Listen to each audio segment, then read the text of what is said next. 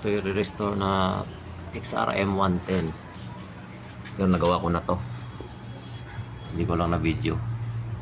Pinalitan ng bore, yung head pinalitan ng balbula nito. Ito luma na nga, oh, luma. I-restore natin to. Problema nito ko ayaw umakyat ng oil. Palitan ng oil pump.